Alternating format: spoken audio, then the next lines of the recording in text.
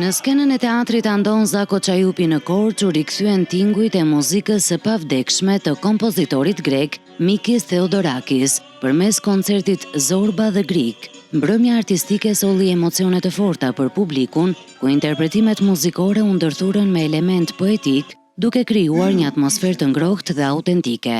Patjetër Miki është një figurë emblematike e jashtëzakonshme, shumë dimensionale, politike, njerëzore, muzikore. Ai ka provuar të jetë dhe këngëtar. Kështu që është vështirë si një shqiptar ta sjellësh. Por mendoj që ja arritëm me sukses, ja doli me sukses. Është muzikë tepër e këndshme, tepër e bukur profesionale, është e vështirë të luhet në stilin e Theodorakisit, dhe unë jam munduar të punoj për këtë.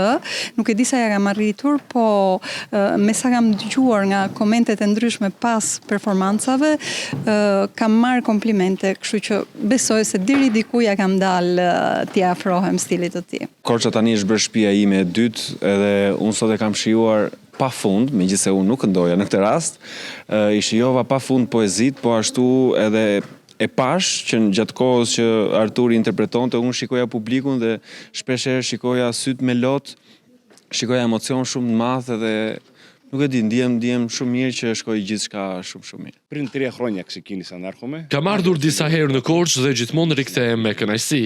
Kjo ishte një mbrëmje magjike me muzikën e një kompozitori të madh si Mikis Theodorakis, e ndërthurur me poezi të autorëve të njohur grek. Me kolegët u përshtatëm shumë shpejt, sikur kishim vite që luanim bashk. Publiku ishte shumë i ngrohtë dhe përjetoi muzikën në të njëjtën mënyrë si ne në skenë. Koncerti u mirëprit nga publiku ardashës, duke dëshmuar edhe një herë se muzika dhe arti janë ura që lidhin kultura dhe popull përtej kufive.